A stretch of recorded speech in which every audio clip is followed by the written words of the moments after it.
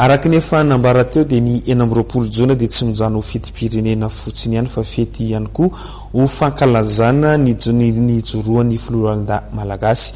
Amin'izao vanim-potoana ny asaramanitra fankalazana ny nitsingeritaona ny 20 taona niverenan'ny fahaleovantenan'i Madagasikara izao indrindra dia nisy ny 4 izay natolotry ny jeneraly Rasolofinirinina Benik Xavier, ministry ny fiarovam-pirenena ho an'ny vahoaka.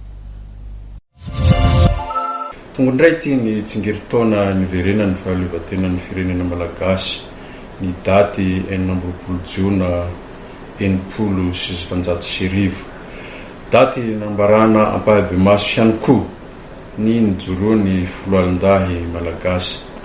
Amin'izao daty ny 20 jona 2022 ho avy izao, tsingeritaona fa 20 ny niverenan'ny fahaleovantenan'ny firenena malagasy zao dia tonga ao an-tsaina ny fanontaniana manao hoe mby aiza isika izao.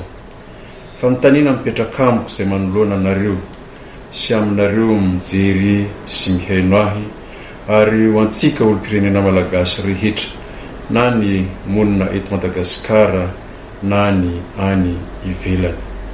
Tsara ny mampahatsiahy fa ny fitiavan-tanindrazana no loharanony nipoiran'ny fahaleovantena izay midika fa ahafahana hitarika ho amin'ny fahombiazana sy amin'ny fandrosoany ty nosondrazatsika ity. Ny fankalazana ny fiverenan'ny fahaleovantena amin'ity taona ity dia naompana tamin'ny lohahevitra manao hoe fitiavan-tanindrazana sy filaminana antoky ny fampandrosoana ho fisandratan'ny Madagasikara. Tsy ho toa nefa izany raha tsy ometsika hasina ny fototry ny sotoavana malagasy manao hoe ny fanahy no mahaolona sy ny fihavanana izay mampiavaka atsika amin'ny firenena hafa maneran-tany. Mitaky fiovantoetsaina mahery vaika izany sy fananana ambo-po iraisana fa olo-pirenena sa hiatrika ny hoaviny ny malagasy rehetra.